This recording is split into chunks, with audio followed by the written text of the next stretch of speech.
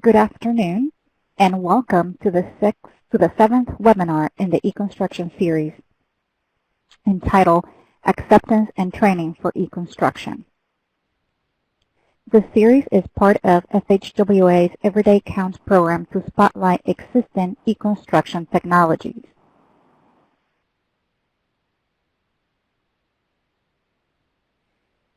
My name is Alexa Mitchell. I'm with WSP Parsons Brinkerhoff, and I am opening today's webinar and will be introducing the speakers. Like I mentioned, this is the seventh webinar in the series. Our last webinar will be on March 15th. Topics were developed based on feedback through this webinar series, as well as the EDC3 deployment efforts such as the peer exchanges and regional workshops. You can keep abreast of developments in the webinar series and locate the recordings of all the webinars via the eConstruction Today website, which is listed on your screen.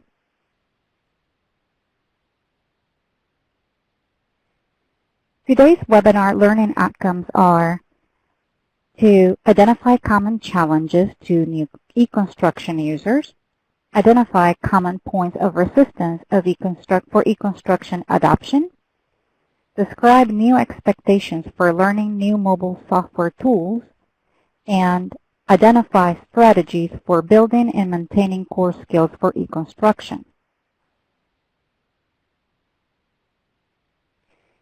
I'd like to encourage you to participate today in two ways. One, by answering the polls that you will see throughout the webinar, and two, by entering questions or comments on the question chat boxes. We'll be posting polls after each speaker. Please take a moment to respond. It is helpful for us to know this information as it puts our other poll responses into context and also helps us tailor our outreach to ensure we're meeting our intended audience. We appreciate your participation. At this time also, if you can locate the Q&A pod, you should see that Q&A dialog box in the center left of your screen. Please make sure to post your questions here anytime during the presentations, as we will hold questions until the very end, when we will have the moderated Q&A. On the screen, you should be seeing a set of poll questions. If you can take a moment to respond to those questions, that would be great.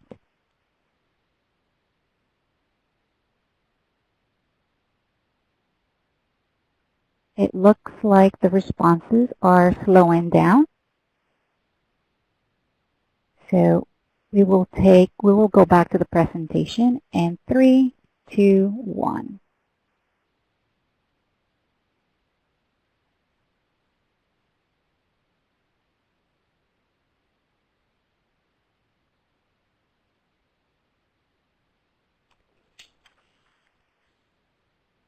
On the screen, you should be seeing the agenda for today's webinar.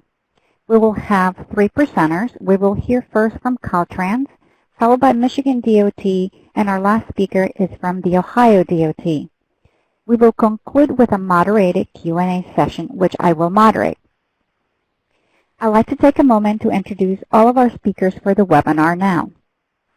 Robert Nagy has worked for Caltrans for almost 10 years and has had the roles of inspector, lead inspector, office engineer, resident engineer. He currently works in the engineering management unit at the headquarters that supports the construction systems statewide. Robert has been involved in developing automated forms and piloting e-construction initiatives across the state. Stuart Loxo currently holds the position of Project-Wise Construction Analyst at the Michigan Department of Transportation.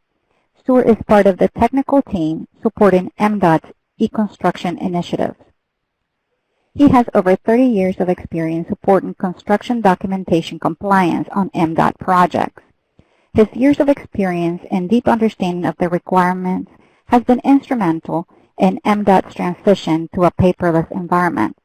His current duties include training contractors, consultants, and MDOT staff on the Department E-Construction processes and practices. Janet Treadway is a 15-year veteran with the Department of Transportation, the Ohio Department of Transportation, working in the areas of highway maintenance, public information, and last 10 years in construction. She has overseen the implementation of multiple construction management systems, from document management to overall project administration and management systems. Currently, she is the data systems manager for the department's use of the current construction project management software, Site Manager. She is also an AASHTO-WARE's Project Task Force member, overseeing the development of new software, enhancement and maintenance of the AASHTO-WARE project suite of products. She is also leading the Ohio Department of Transportation's E-Construction Initiative. Like I mentioned, we will conclude the webinar with a question and answer session. I will turn it now over to our first speaker, Robert. Robert, you are on.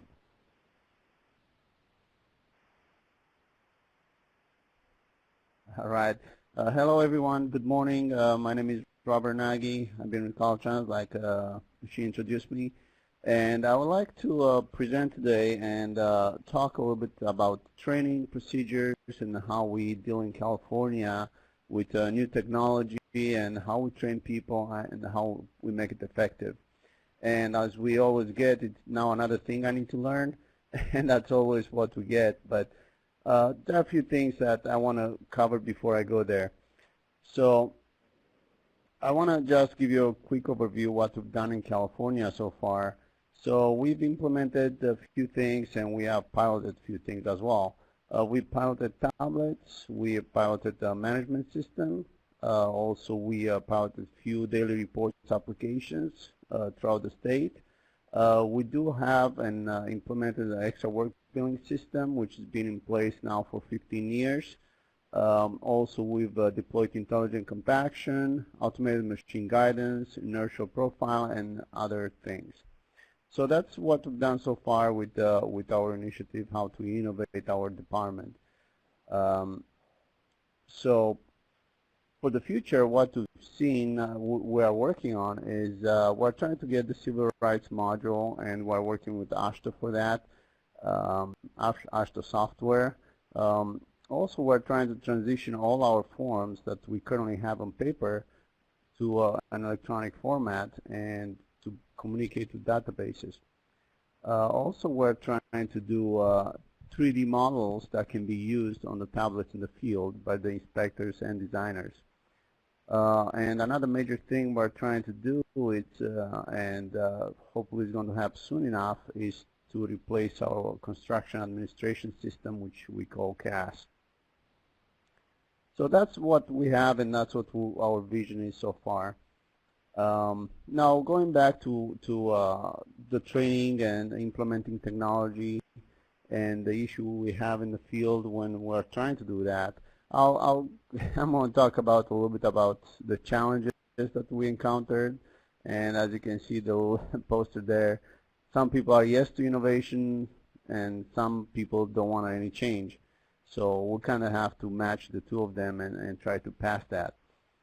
So what we observed in the field whenever we try to implement new technology, and for instance the tablets, we got users that are extremely excited. They are happy to see new technology and automate their work, and they are ready to embrace that. However, we've seen also lots of users that have difficulties in changing the way they are doing their work, and they do resist the change. So also what we've noticed is that the users have very, very high expectation when it comes to technology. So they want something that works 100% well, it's 100% reliable, and it does more than what they expect. So that's sometimes a challenge. Then another challenge that we have here in with the training is that we have lots of users. We have over 1,000 users that we have to train and present new technologies. So that's something that we don't take lightly, and it's something that we dedicate lots of resources and time to. Now, one thing that we've noticed that many people encounter the difficulties in changing their ways is that they don't fully understand why I should do it this way and not do it the way I've been always done it. So when we talk to people, they always tell us, well, I've done this for 20 years, it worked just fine, there are no issues, and they don't fully understand the full picture, and they don't fully understand how directly technology is going to impact them and make their life better. So whenever we get the chance, we always start with how it's going to affect personally the user. So when we have a training, we try to present them and tell them, okay, this is the way this is going to affect you. And we start, for instance, for the tablets, we show them, okay, this is how the tablet is going to make you more effective and efficient. So we go to the steps and explain to them, look, before you used to do this, to retrieve a document, you had to go to your truck probably, or to your office if you didn't have a truck. Now you can just easily access this document right here on the tablet. Then also we emphasize that now you can answer contractors' questions right on the spot by having the tablet and the technology, you know, and a document management system that brings all those documents that you have in the office on your tablet. Then also we emphasize the fact that by using the tablet and technology, you can be a lot more accurate. So when you go back to your notes, you can definitely see what you've reported and all the details that you might have been missing if you were to do it by hand, you know, writing on a piece of paper. So that, you know, that makes, by using technology, that makes our documentation a lot better. So we try to present that to them and show them, look, you can take pictures, videos, you can document every single thing that's out there, and that's not only going to help you, but also the users that are in the office that don't have an exact idea of what's going on. Then the other thing that we focus on is we're trying to explain to them, look, this is going to be a tool, and all this technology we're trying to implement is going to be a tool for you that is going to enable you to be able to communicate with the contractors a lot easier. For instance, you can share a picture, you can share any plans or any specs, they're right at your fingertips. Anywhere you go, you don't have to go back to your truck, or you don't have to call somebody else. Can you give me that document? You have them all there, right there in front of you. So that's what we try to do, explain all these points to them and have them kind of buy in to the technology and trying to visualize how it's going to affect them and help them. So as far as the training, usually what we do, we break the training, depends on the type of software we train the users. We break it into two different sessions. One is basic functionality, and one is advanced training. For instance, for the tablets, our plan is to train users on the basic functionality, and that's just how to send an email, to retrieve a document, and simple stuff like that. Then we go to advanced training, and what we want to train them there, how to file documents, how to mark up documents, and a little more advanced training. As I was saying before, some people are very happy to have technology, and they really embrace technology, so they move on really fast. Within half an hour, they are ready to move on and be advanced, really, and that's not the problem. The only issue we encounter is when we have people that resist the change. So that's when we break it into two sessions, and we try to accommodate their needs. What we're also trying to do, and we have implemented this on one of our systems, the extra work billing system, we have created computer-based training, which is available at all times on the internet for them to take it.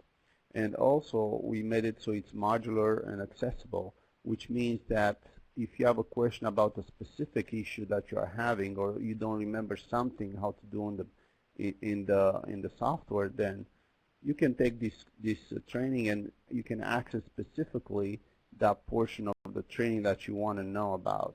So it's broken into sections where you can easily go directly to it. And we found that to be a really good resource, and also it saves you time in training and also in help desk, because everything is available and they can just go to the subject that they want to be trained on, or be refreshed on. We still have the classroom training, and obviously for the classroom training you probably won't be able to get away from that. It's still a good thing to do, especially depending on the type of software or type of subject that you are trying to teach. So we do have still classroom sessions, and we do train people in a classroom environment when we try to encourage trainers to communicate and share their ideas. So, and the way we set up these classroom trainings, we first train the trainers, and the trainers then they train the users in their own districts. Obviously, we have lots of users, we have lots of people to train, so there is no other way around. Just train the trainers for each district, and then they can take it home and train their coworkers. As we mentioned before, we provide different type of training based on the skill level and based on the subject, and that's true for the classroom and the computer-based training. That works pretty well. For instance, we had training for the scheduling software. We first train them on how to do the basic things, then we go to more complicated stuff. So we have, actually, I believe we have three levels of training for how to use Primavera. The other thing we have in our state is administrators based on the system, and these administrators act both as trainers and administrators. So these administrators, what they do, they pretty much are the help desk for the systems, and they're the first line of defense. All the questions come through them, and they filter the questions, and if they can answer, they answer. If they cannot, they will elevate to headquarters, and then we would provide an answer. As far as the computer-based training, it's like I was mentioning before, that's based on the subject, and obviously not everything can be computer-based training, but most of them can. And what we're trying to do is make them all modular and also available online, obviously. So that's our position on that. As far as training timeline, what we've noticed for the iPad, as I was mentioning before, it depends on the users. Some users are very quick to learn. They are very excited about using technology and iPads, and some of them already own smartphones, and they are they easily transit to iPads. So for those people, it's about half an hour training. For some other ones, it's a little bit longer. And what we're planning to do, and we've been doing, we have follow-up sessions. So we meet with them for 2 hours at the beginning, train them on the iPad functionality and basic stuff. We let them ask questions. And then we follow up a week later or 2 weeks later and ask them, okay, so what are the issues you've encountered? How can we make it better? So we do that kind of refresher after a week, where we try to collect their comments and also address their issues. As far as other e-construction applications, it depends on the application. Like I was mentioning before, for our extra work billing system, before we used to have a classroom training which was dedicated, was 8-hour class. Once we switched to computer-based training, we reduced that to 1.5 hours to 2 hours, that training. So, like I said, depends on the application you are trying to train. The time varies. As far as the training courses development, we develop most of our trainings in headquarters. We have a special unit where that's all they do. They develop trainings, and they do classroom trainings and computer-based trainings. So once they deploy the training, they coordinate with the training coordinators in the district, and they deploy the training.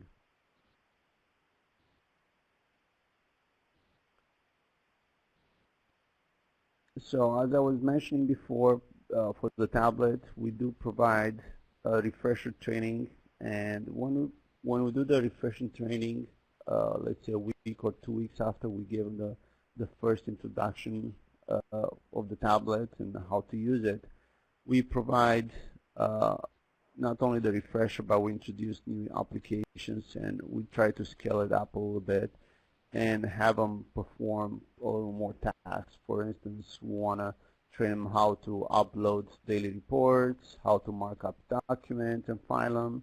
So we first start pretty slow. We'll let them get used to the tablet, and then a week or 2 weeks later we'll come back again and we show them. We ask the questions how everything went and how is the tablet, how are they performing, what are the difficulties, and then we introduce new applications, and that seems to be working pretty well. And also what we noticed that the best people to provide that refresher is probably the users or the coworkers that are in the same office. We try to encourage that. We try to encourage the advanced users to help the users, their coworkers, and help them in understanding how it works. And what to note is that they're a lot more receptive to their coworkers, and also because they interact every day, they have different relationships, and they can probably understand a lot faster than having a formal classroom training or computer-based training. One other thing that we're trying to do is provide push notifications with hints on how to perform certain actions. We don't have that currently, but we're planning to do that to see how that's going to work. For instance, when you open a certain task, we want to provide maybe a notification where it lets them know what the steps would be to do that specific task. So anyway, so going back and lesson learned and what we've seen, what we know, it's that technology changes fast. There's always something new, always something exciting, or for some other people not that exciting, that you need to learn. But it is the way it is, and people need to adapt to the new technology. And in the end, it does bring value to what they do. Also, they need to understand learning is continuous. You've done maybe something for 20 years. Now with the new technology, you have to learn it and embrace it, and it's going to help you out. And what we've seen so far, that lots of people are embracing the new technology, and it's getting more acceptance from the users. If we're to introduce, we tried to introduce many years ago tablets in the field where they were not even close to what they are now, and people had difficult times in embracing it, and the functionality was not what it is today. So technology has been moving fast, and it's way better than what we used to have. So we're very excited about that.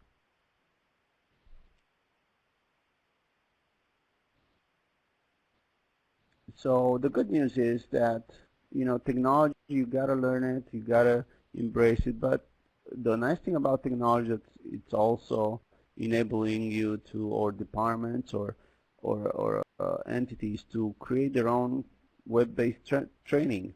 So that's great news, because now all the resources that you used to spend in providing a classroom training, now they're just focused on one time creating the computer-based training and then deploy it. So it cuts down. Great. Thank you so much, Robert. So now we'll bring another poll. Technology. So we're excited about that. Anyway, so I'll pass it back to you now. Thank you very much for You giving me have this two sets opportunity. of questions So if you on the have any screen. questions, I'll be We'd happy to answer appreciate them your at the end. responses. Thank you.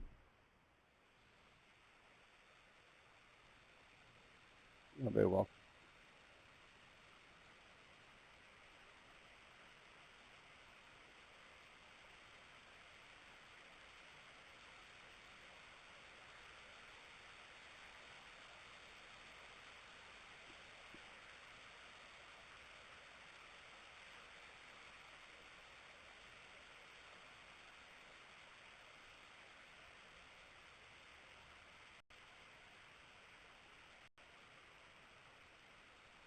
It appears that the responses are slowing down. So if you haven't had a chance to click or read all the questions, I'll give you a couple of seconds.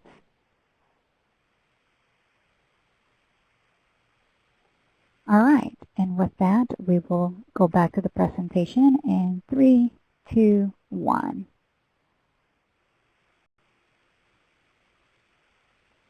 Our next speaker is Stuart. Stuart, you are on. Thank you, Alexa. It's great to be here once again to discuss the Michigan DOT's experience with e-construction.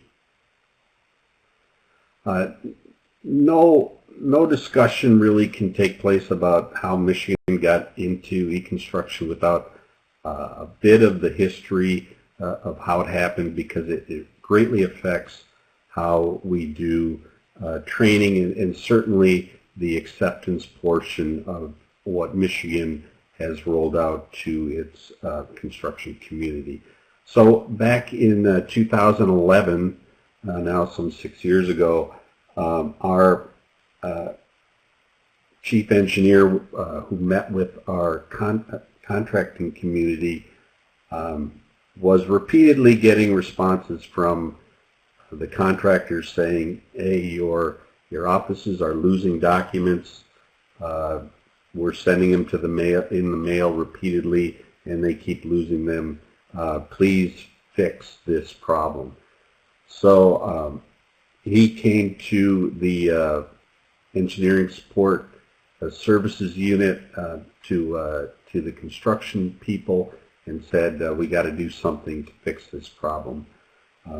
Engineering support had been using a document management system for 5-6 years prior to that, so they had a really good feel for what could be done with that document management system project-wise that Michigan DOT uses. So they got together and came up with a solution to roll that out to construction. So we had that real management support. We had that support from our contracting folks. It started from them. It didn't really start from a grassroots Michigan DOT inspector focus. So we knew at that point that that we had a system that we could implement statewide. And we've done that starting in 2014, but we still have work to do with our local agencies. Certainly, it's a much broader group of folks with the locals. We have some local agencies who grasp e-construction in Michigan and are using it to its full potential. And we still have some who maybe they don't get a project once every 5 years or so, who really are not, are a little bit hesitant to jump on board fully. So with that industry support, we felt we could move ahead. Initially, there was a lot of skepticism about, can this be done in Michigan? At the time, based on the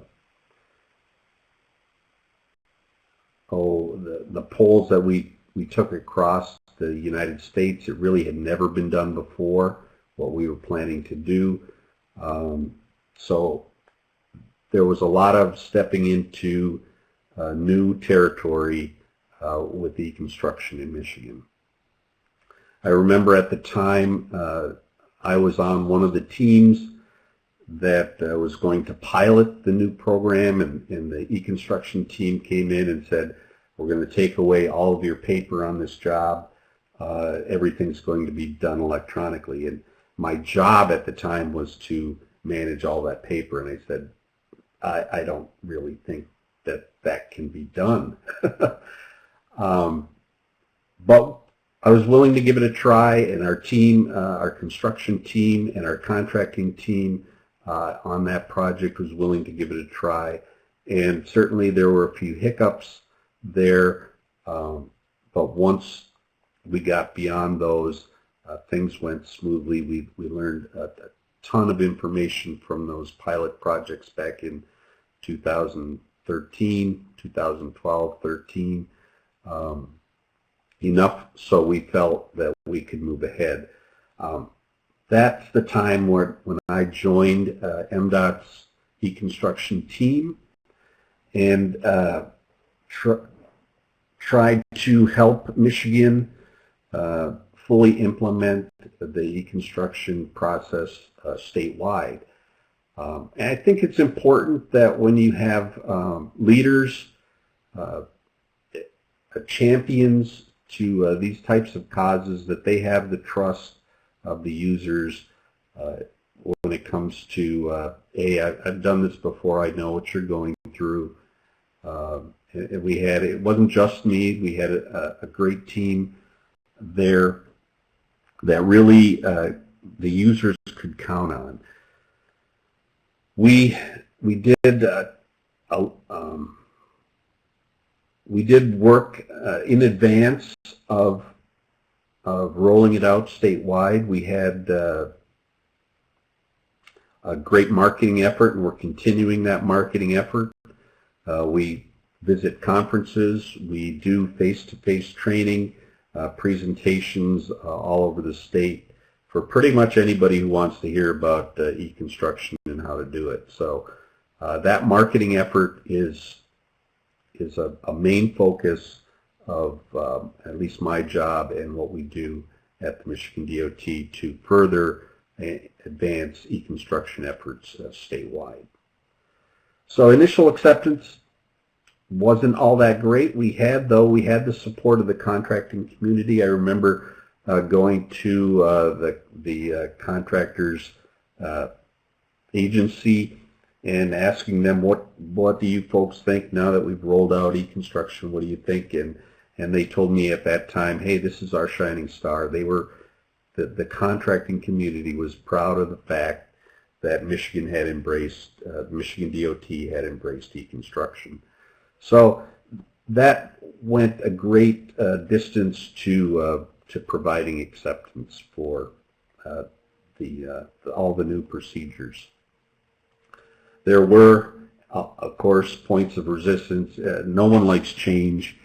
I remember a meeting that we had to present e-construction to our top management, and on the way out of the meeting, we ran into our director, Kirk Steidel, who was actually going into that same meeting as we were coming out.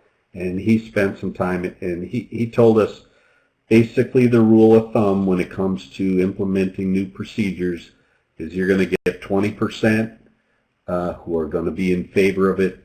Yay, let's go, let's do this. You're going to get 60% of the people who are, yep, this is my job, this is the next thing down the pike, we'll just go along with it. So you're going to get pretty much 80% that are going to be on board, and then you're going to get you're going to have 20% of the people who just are going to say, no, I don't think I want to do this, and are going to fight you all the way. So that's really just the facts of changing any procedure. It always seems to work that way. No matter how good your changes are, it's still a change. It's still something new that they have to learn. So I thought that was a great rule. Our director spent 15 minutes talking to us in the parking lot and we unfortunately made him late for that meeting, but it just goes to show the level of effort and backing that we had from our upper management, which was critical in Michigan's case to implementing e-construction. We did have a poor infrastructure as far as our electronic data. We had one MDOT office who was still on a T1 line, so when you add all the data that's going over that over those network lines, we really had to spend the money in Michigan to upgrade many of our facilities' electronic capabilities. We also had we have a centralized IT staff in Michigan. While they backed our change, they didn't move quite as quickly as we would like them to move. So when we were ready to implement e-construction, we still didn't have even external access, so the contractors were unable to access our system, which really would have put a stop to our e-construction efforts very quickly. Again, with our upper management support, those groups got together and decided to lift e-construction up in the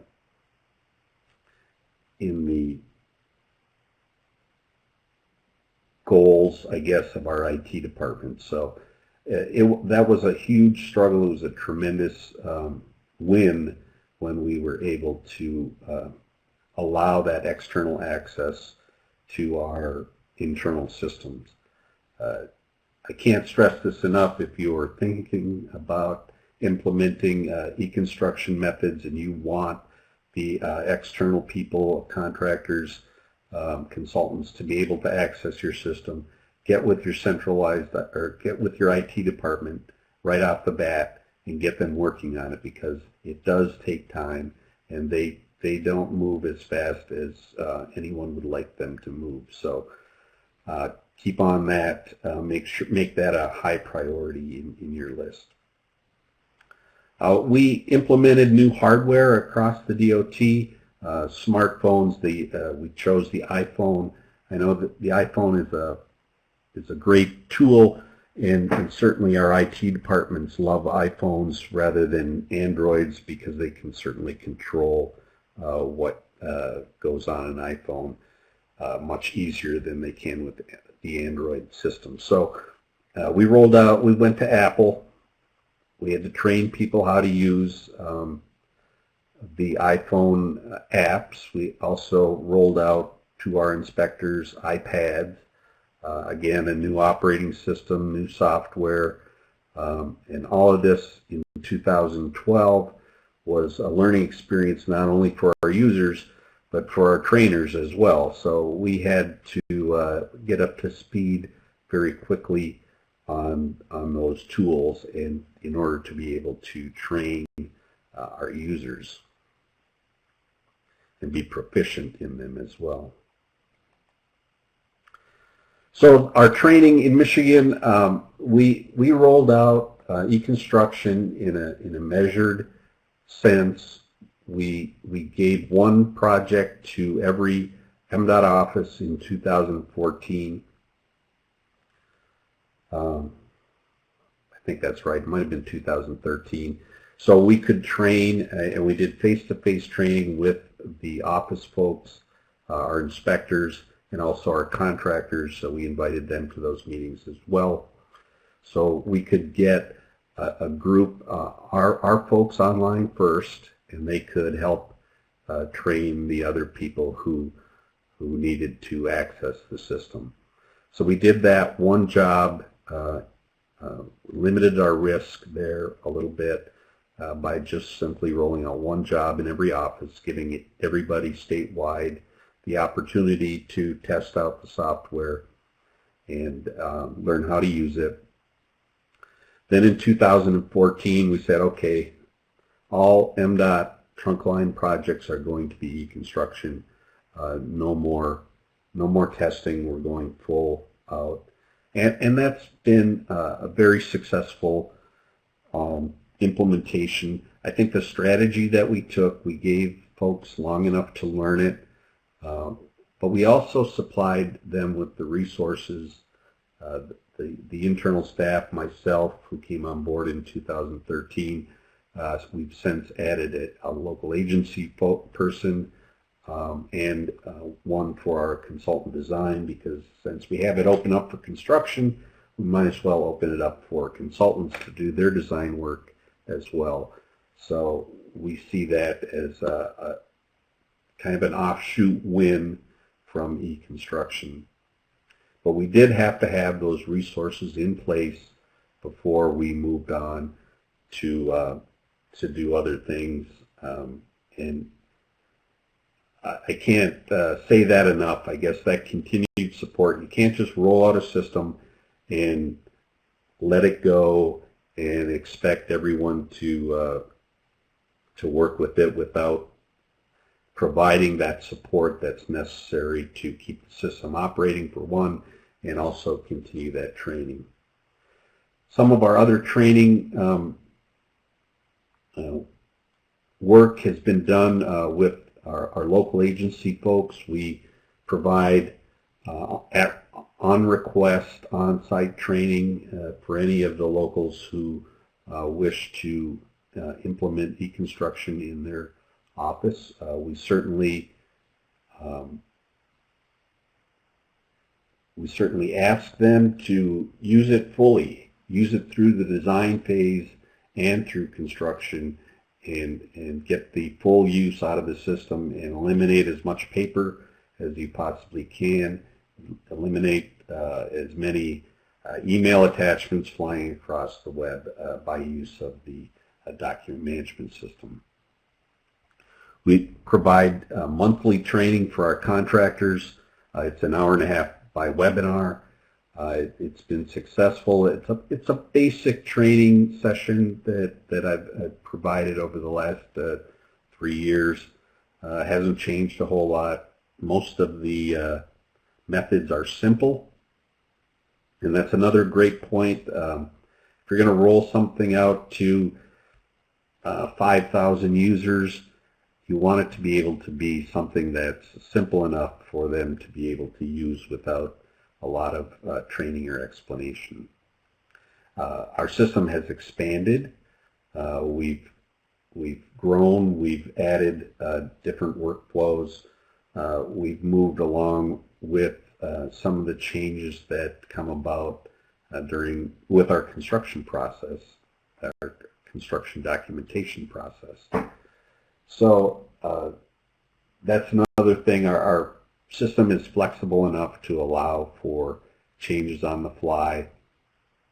When systems change, when requirements change, we have to be flexible enough to change with those requirements. So all in all, I would say Michigan's implementation of e-construction has been highly successful. It's been it's taken some time. It's still evolving.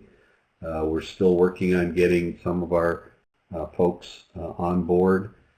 The acceptance, while it was skeptical at first, anyone who asks me now, hey, I hate this system, I tell them, hey, you want to go back to paper?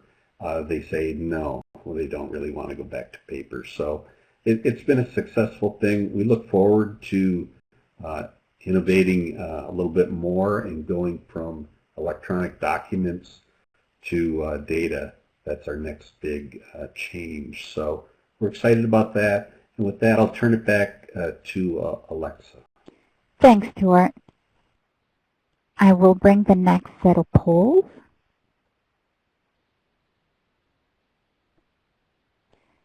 Again, you have two questions in front of you. We appreciate your responses.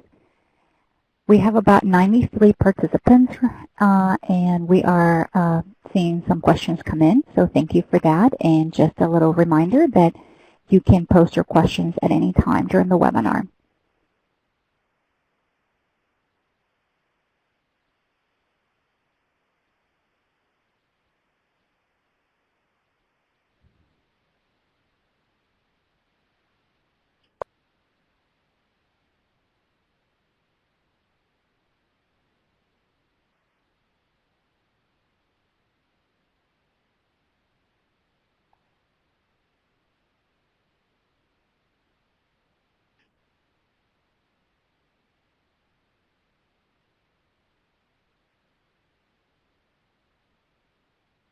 It appears that the responses have slowed down, so I will go back to the presentation.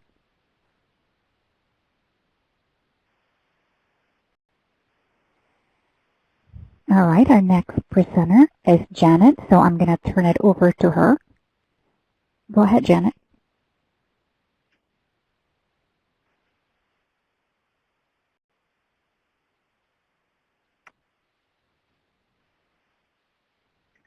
Thank you, Alexa. Good afternoon, everyone.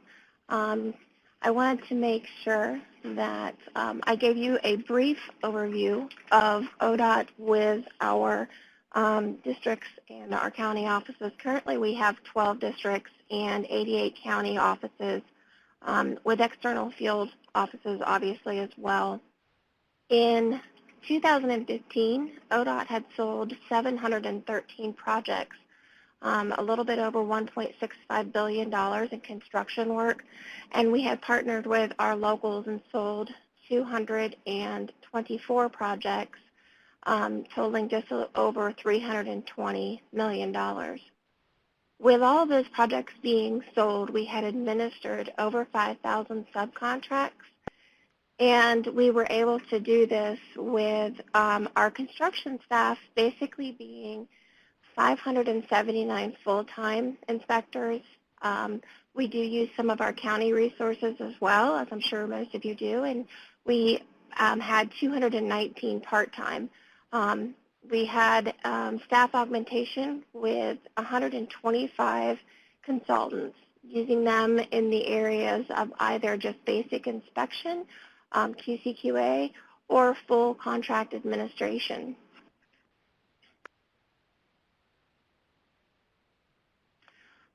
When we started out doing the basic overall e-construction initiative, we started to see very quickly the acceptance of just the concept itself.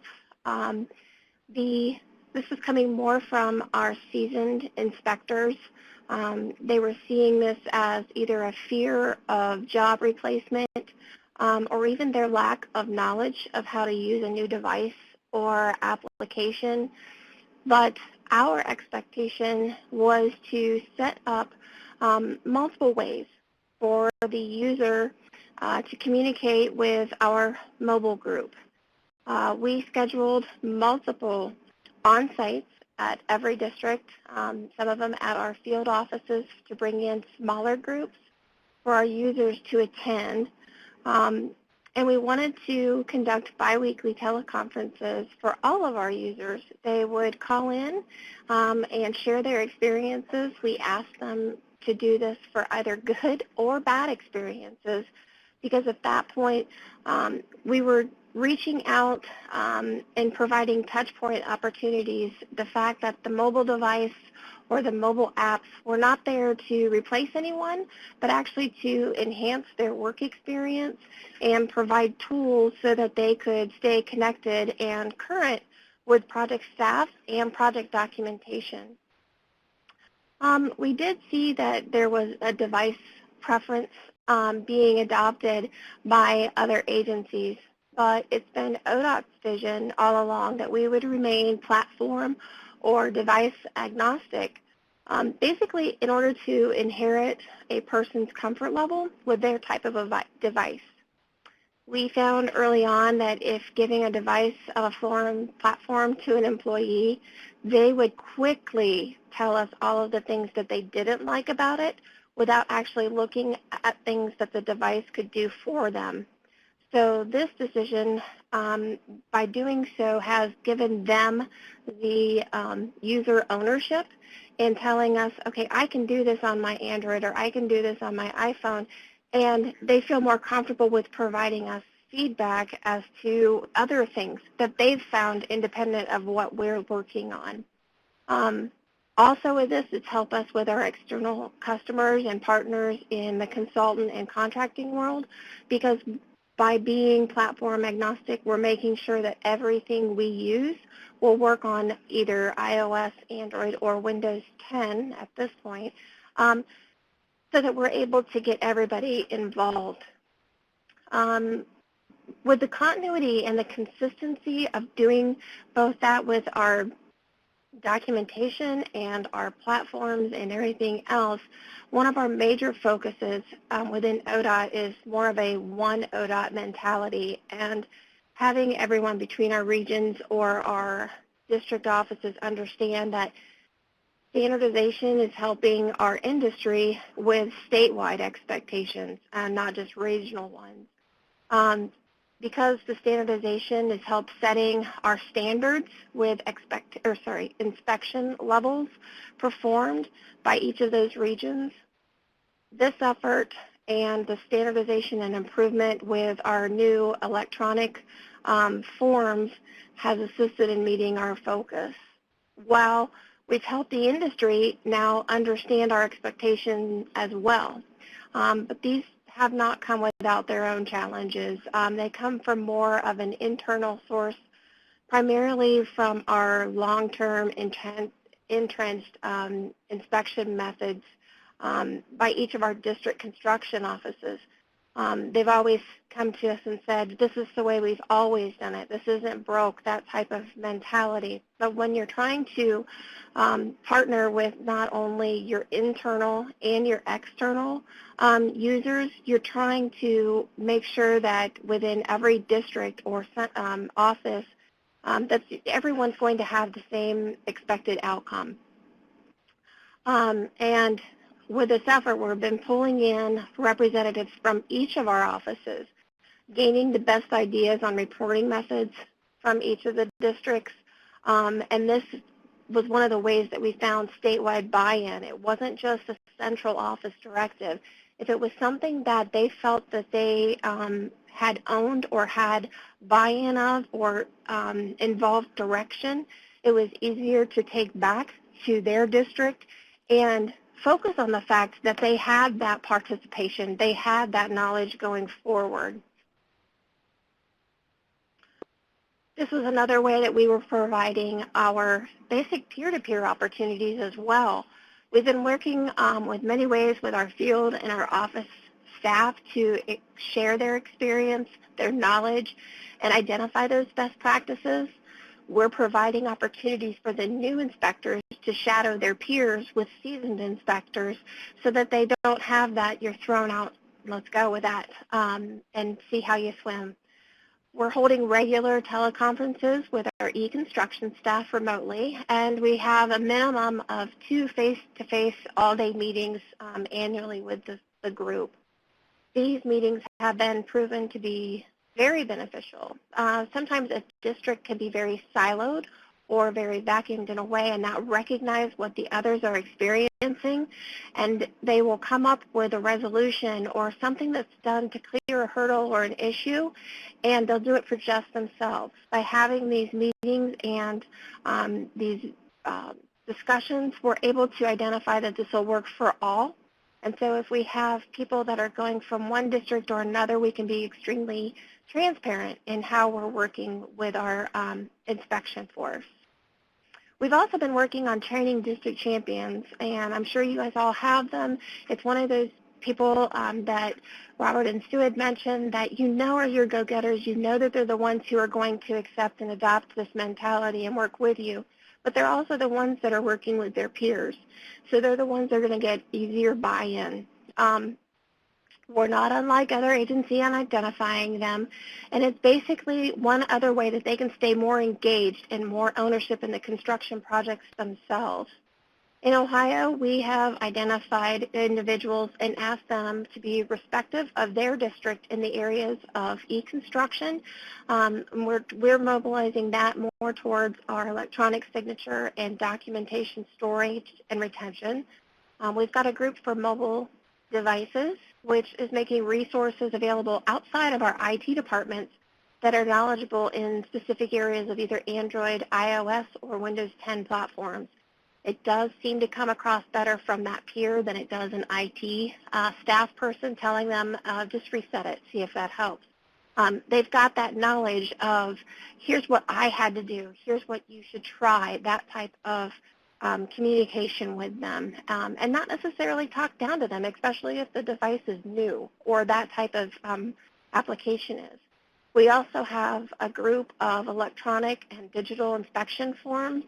We've just begun creating this and training our staff. It gives us that data platform with automated triggers for populating information, making areas required if there's a nonconformance in inspection, and then saving the information as a PDF document to our SharePoint folders upon a complete command.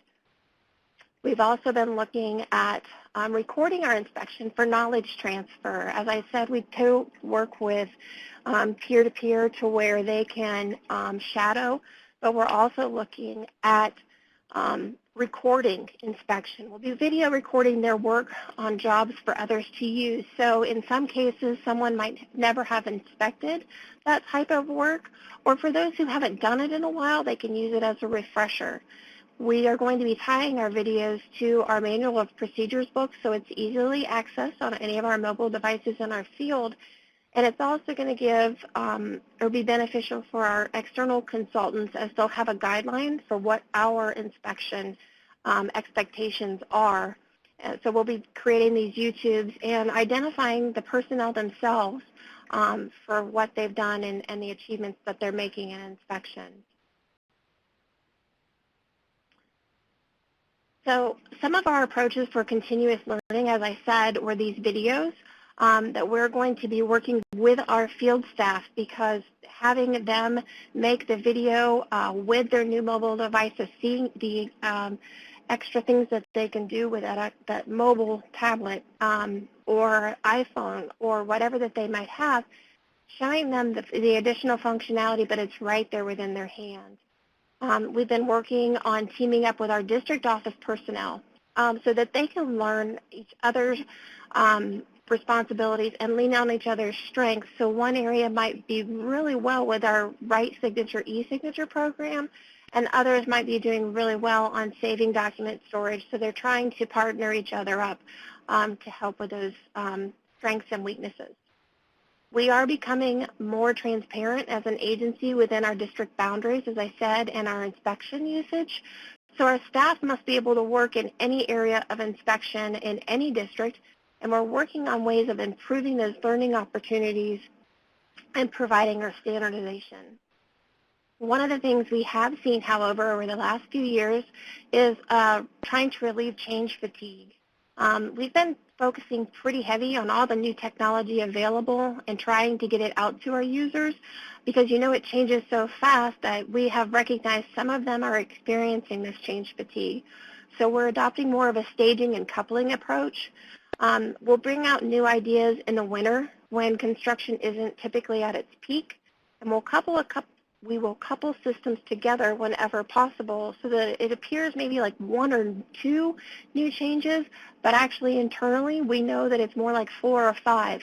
But because of the way that we're coupling them or partnering them together, it appears to be one system so that they're not seeing multiple things thrown out at them. And taking the mobile or providing overall buy-in, we, by being agnostic, we've taken that to where they can use and suggest apps to us. We have created separate email addresses for each of our areas. So if they have an idea or an issue or just a question, there's a group of us that will return that information as quickly as possible, but then we bring these up towards our new ideas. The facts that we have been bringing in, like this digital system that I was talking about for our inspection, that was one of our field inspectors that found it on his own, just doing a daily work report before we had adopted mobile inspector for our AshtaWare system. It was something that he found that he could do. He was not a seasoned employee by any means, but he looked at the fact that it was something that we were missing. And in bringing it forward to our group, we were able to work through a pilot system and work with our IT department to get that going. We've also identified that to promote overall buy-in, we are working with the districts to, especially with our e-construction initiative, asking them where they see the possibility of us moving. We do use SharePoint currently with our LPAs and our consultants and our contractors. In the near future, we'll be moving towards ProjectWise, but we wanted to talk to the field users and find out if that's one thing that they would be comfortable with. How did they want to do it? So a lot of the times when we are promoting a new application, we will also go out and pilot with at least 2 districts, if not 3, and try to find those districts that will have limited or no connectivity, to ask them how this would function for them, and then also talk with those areas that have, obviously you've got 100% connectivity, you've got them working all the time without having to sync their information. We're finding that if we have to work offline, if we find devices or applications where you can basically offboard them to a dashboard or work offline so that they can continue their work all day and then come back and sync up, that's better for them using that talk-to-text functionality. They love that.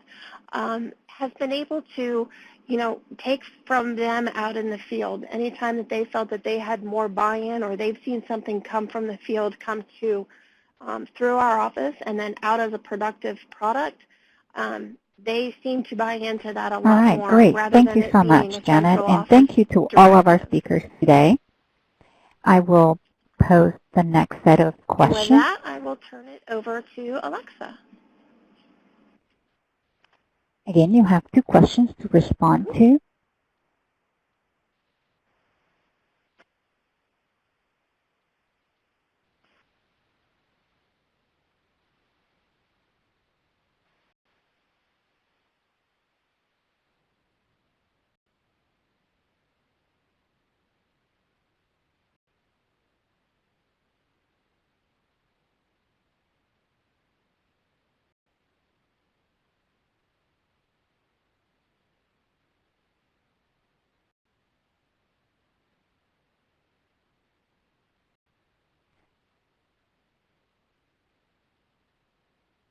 I'm seeing the responses slow down a little bit.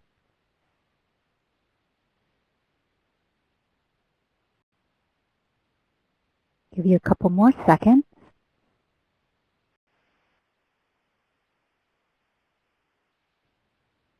And we will turn it over back to the presentation.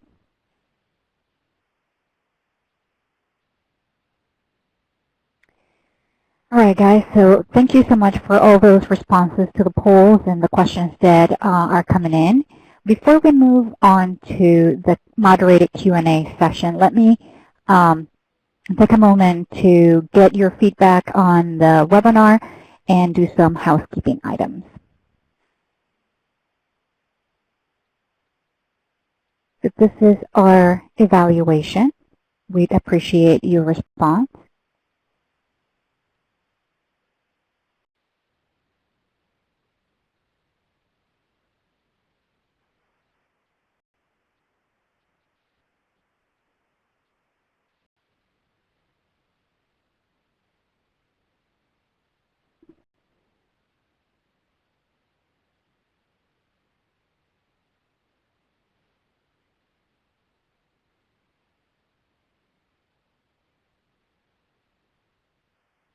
All right, it appears that the responses are slowing down. Thank you, everybody. If you didn't get a chance to fill out that evaluation, we'd appreciate you taking a couple of seconds to do so. All right, I will turn it back to the presentation. Thank you. So I want to remind you about our last webinar, which is, again, on March 15th, same time as this, 1:30 to 3 p.m. Eastern Time. Our last webinar is making the business case for funding. So we're looking forward to that. And so if you don't have it on your calendar, it's a good time to put a little reminder on your calendar. and register through the eConstruction Today website.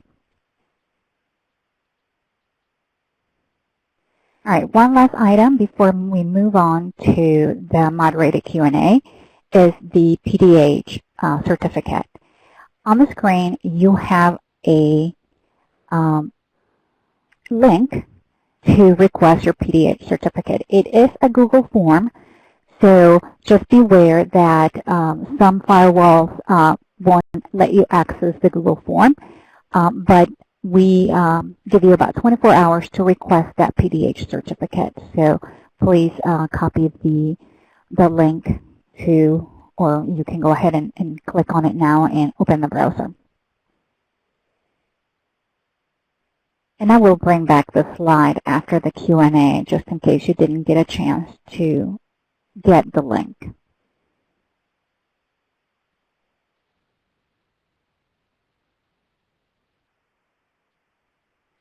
All right, and with that, I would like to get started on the moderated Q&A. So we will change the look of the screen. So what you see now in the middle is a few things. You have web links on the upper middle, I guess, upper part of the page. And then the questions are actually in the middle now. So you can continue to submit questions, and we will try to get to as many as we can. Also, there is an open-ended question below the web links. How do you plan on advancing the adoption of eConstruction practices? So we'd appreciate if you can respond to that as well. And with that, I will start the questions, and I will let each speaker take their turns on answering those questions. How did your rollout happen? In other words, did you require the use of mobile tech out of the gate, or did you let those who wanted to adopt the tool lead the charge?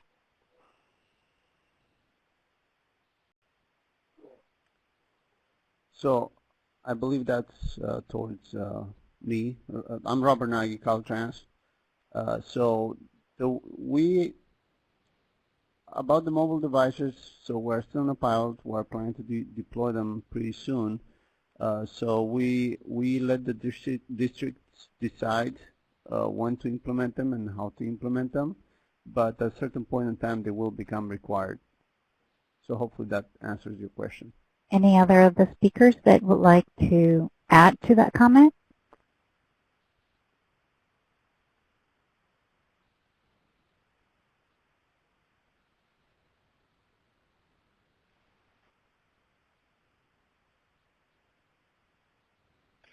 I would. This is Janet in Ohio, and one of the things that we had seen was that we were trying to place the actual systems or applications in the mobiles, have them ready to go so that users could either adopt their own personal device to using some of it, or if we had them within our agency, that they could start using them.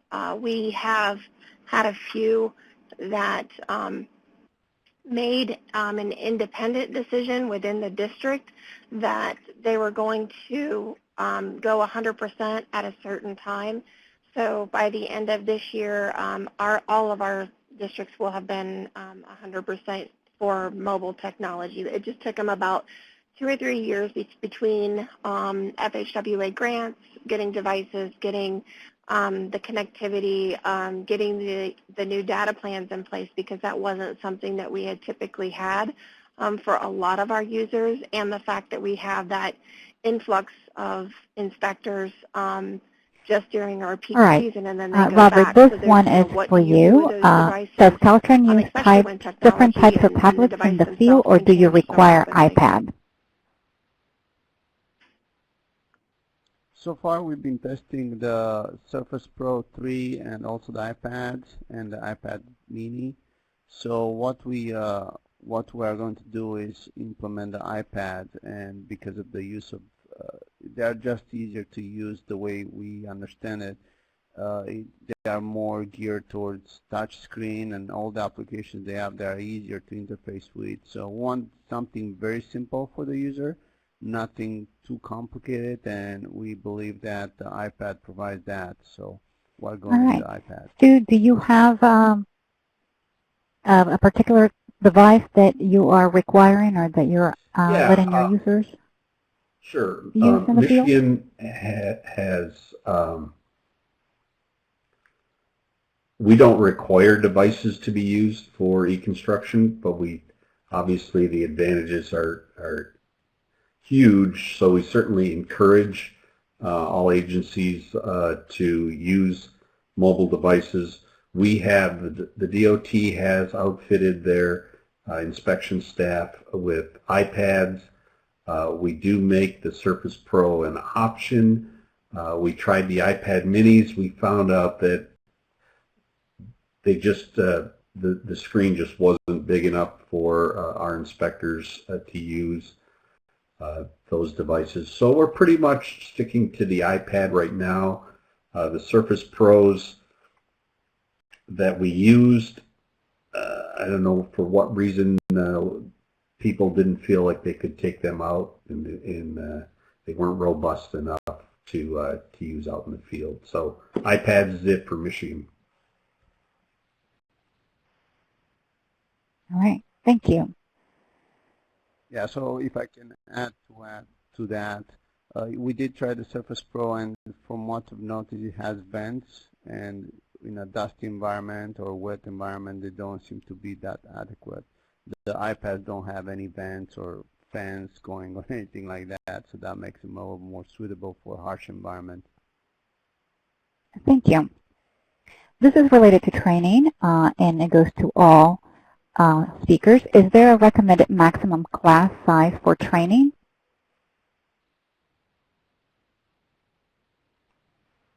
I can start, I guess. So I can speak to the one that. Sorry.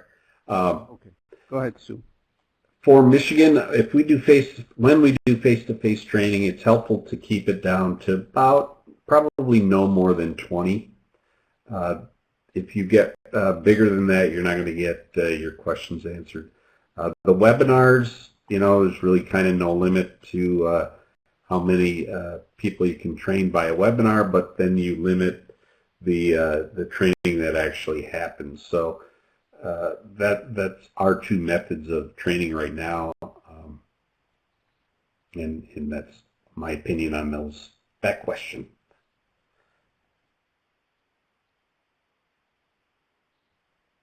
Robert? Yeah, in California, we usually do what we've done, a maximum of 15 people when we train software, and the reason is because there's lots of stop and go. You got to catch up with people, and it's a little more difficult. So we usually limit it to 15 users, but like Stu said, for the online training, for the webinars, there's no limit to that. Janet, what do you guys do?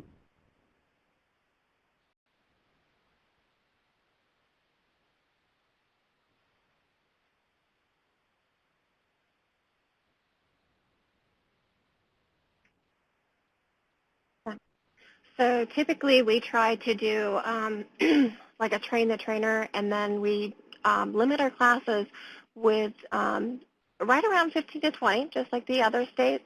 But that way we have the one person directing the presentation or the training itself, and then we've got the extra trainers. Stuart, at which point did you decide all jobs would be e-construction, and how long after the first pilot our first pilot in, I think it was 2012, maybe late 2012. That was a proof of concept. We went ahead then in 2013 and rolled it out to each office, and then in 2014 we decided that it was difficult for those offices who were doing e-construction to do both e-construction for this job and paper files for that job. So that caused a ton of more work. I don't know whether this is electronic or whether this is in paper. So we decided to just, in October of 2014, make a stand and say from now on, they're all going to be e-construction.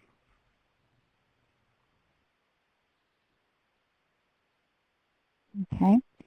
Robert, I think that this question applies to everybody, but again, at what point did you decide all jobs would be e-construction, and how long after the first pilot? Yeah, so we're still trying to implement e-construction. We have implemented a few things like the extra work billing system and some other few things. Right now, we've been piloting the project twice, and also we're trying to pilot another document management system. And usually takes a little bit of time until we implement them. It's about, depends on the software, it's about a year or so. Okay. And Janet, what have you done regarding this particular question?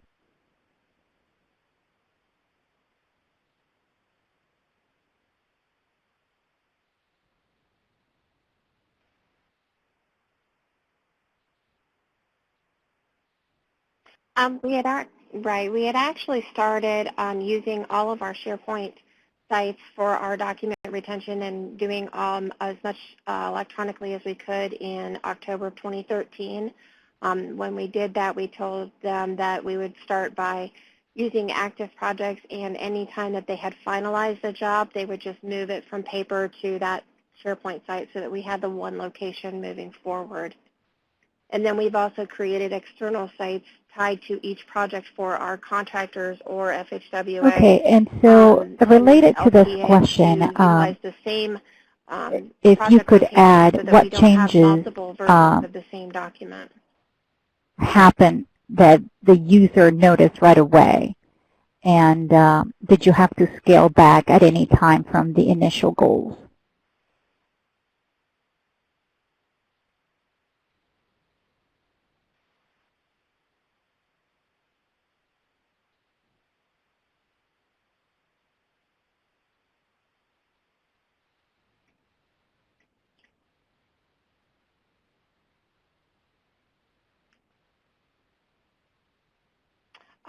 I would say, this is Janet again, I would say that we did not have to really scale back on any initial goal. I think once they started seeing how quickly that not only could you affect your prompt payment, you could affect change order approvals, you could affect even acknowledgments from outside agencies, that they were seeing it speed up a lot of the different areas in their life, that it was giving them that much more time to actually be out on a project, especially for our engineers. And it was have you implemented a way to track the approval progress in their document tracking system?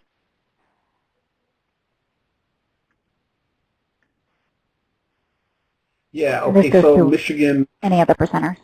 Sorry, Robert, go ahead, please. Okay, no, it's fine. Go ahead. You know, you probably have a lot more than I do because you guys done it for a long time. Okay, sorry, Robert. So. Yeah, Michigan tracks the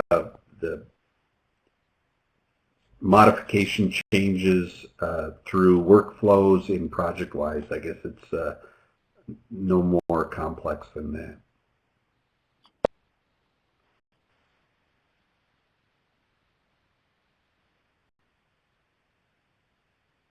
Yeah, it's the same thing we've done. Same thing in ProjectWise. We create workflows and we track signatures that way. Janet, I know that you mentioned you were using SharePoint. Is there a way to track the approval progress?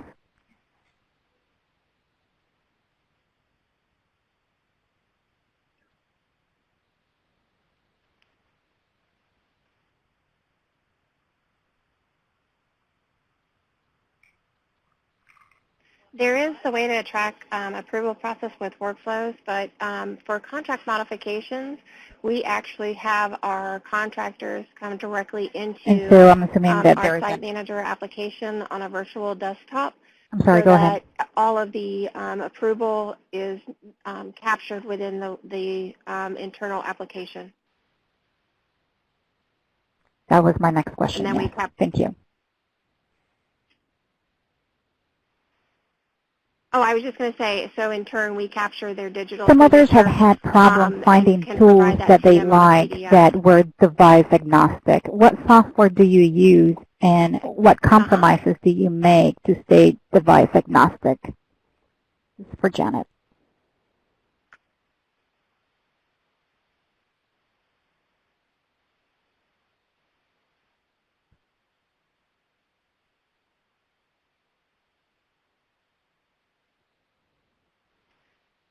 Okay, so for our digital signatures, a lot of that is within our internal application.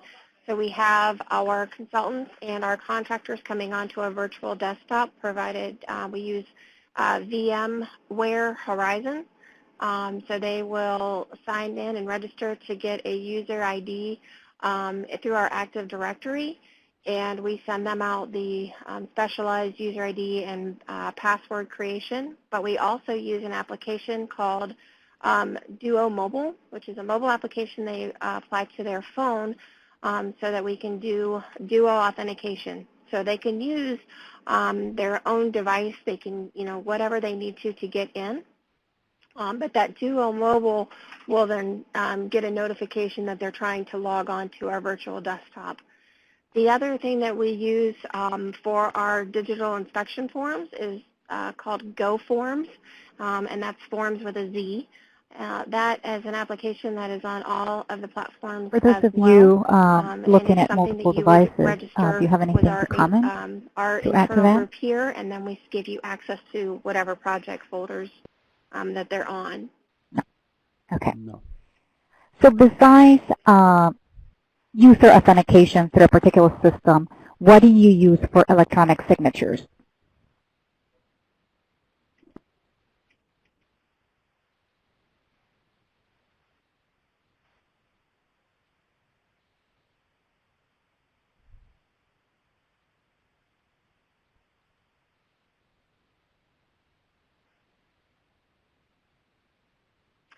We use Right Signature, and that's RIGHT signature.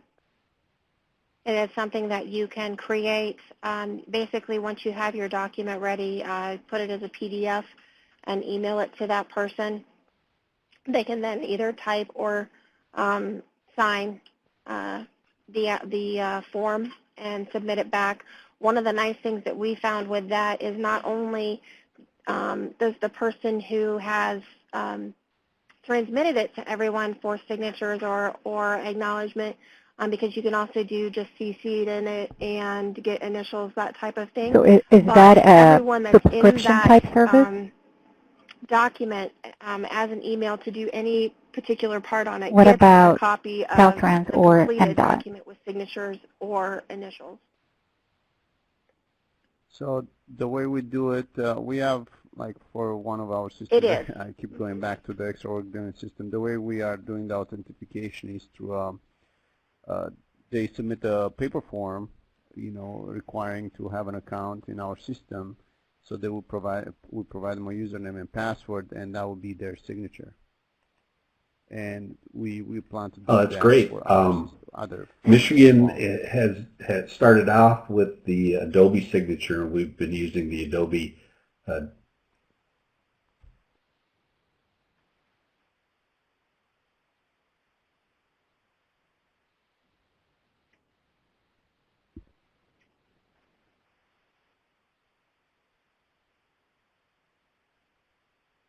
digital. That's better. Yeah. Okay, so there you go. Michigan's has been using the Adobe signature, and that's been working out for us. Are you hearing me now? Yeah, okay. So, but we had issues with the validation process. It was complex. It was confusing.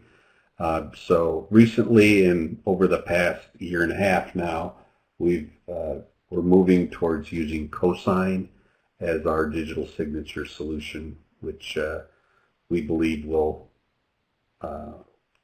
will streamline that process. We make that, the department buys the software. We're housing that on site, and we are not charging our external partners for use of that system.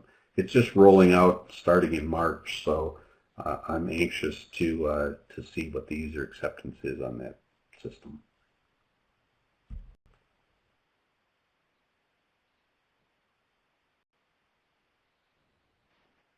Great. Are you running Site Manager on the tablets, or I guess in Ashtaware application?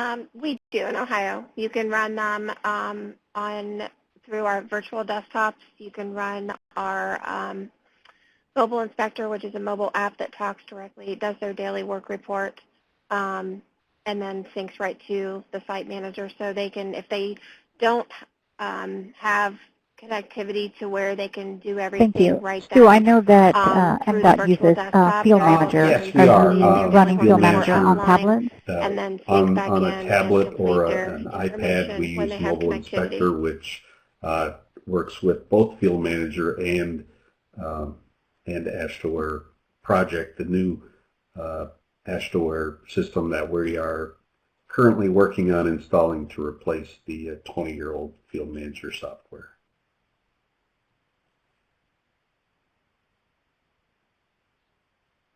All right. Robert, do you have anything to add? Okay. No. Well, we have about 3 more minutes, I think. So how are you handling material certifications when materials arrive at the site?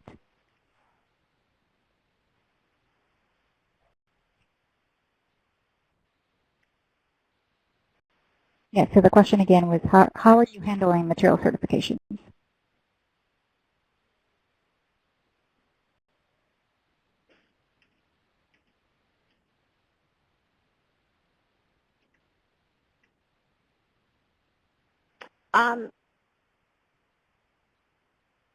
Right. So with Ohio, a lot of our material certifications, we have an online virtual desktop, or sorry, virtual product called Virtual Warehouse that our producers and suppliers, once they have their approved amounts with our Office of Materials Management, they can just submit how much, basically like you would receive that paper document that comes with the material.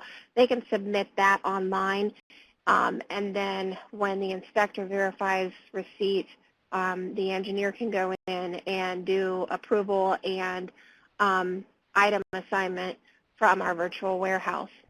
We still have some that will send the paper to us as well.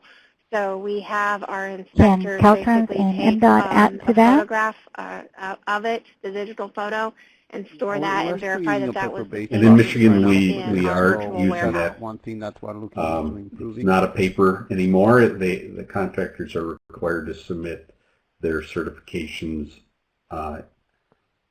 to our document management system, but it is essentially electronic paper at that point.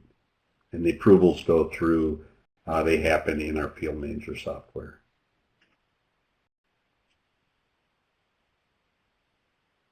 No, not at all. And is that process done through a mobile as Janet device? said, we do have the occasion where an inspector will take a picture of a tag in the field and send that into their office.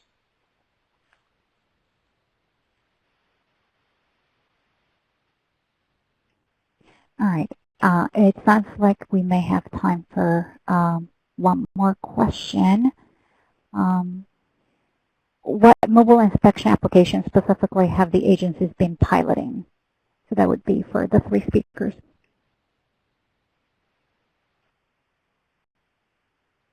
Okay, I can start with that. We've been piloting several several applications. We've been piloting headlights by Pavia, and we've been piloting also one application developed in-house and another one called Fax on another job. So those are the three applications that we tested, and our main goal was to see how the inspectors receive, this new way of doing daily reports. And in Michigan, we have MDOT in Ohio. We basically took everything that was free and tried them out and saw what would work. We did purchase an application for the iPad called PDF Expert that helps us mark up documents in the field. We are using Bentley's connection to ProjectWise Explorer. I think it's called ProjectWise Explorer Mobile, which is a good app. We're working with Bentley to develop a better application for connection from a mobile device to ProjectWise. So we're hopeful that here in 2017 that app will become available.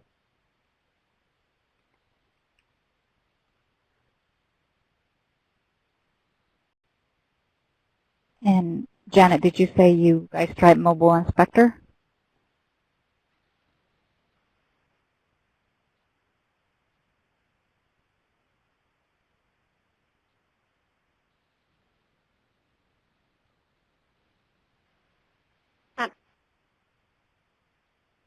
Right. So we use Mobile Inspector for our daily work report entry.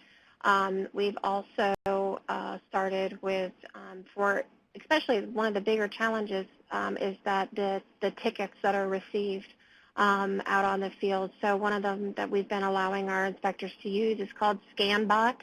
So that way they can scan the tickets themselves, create the form, and send them on into Thank you. SharePoint. And we are over and then time. we will be looking at utilizing So with Field that, Interviewer I just for want to the remind you that you wage have interview 24 hours to later this request a year, PDH with certificate, our and there Ashton is product the with link civil rights and again.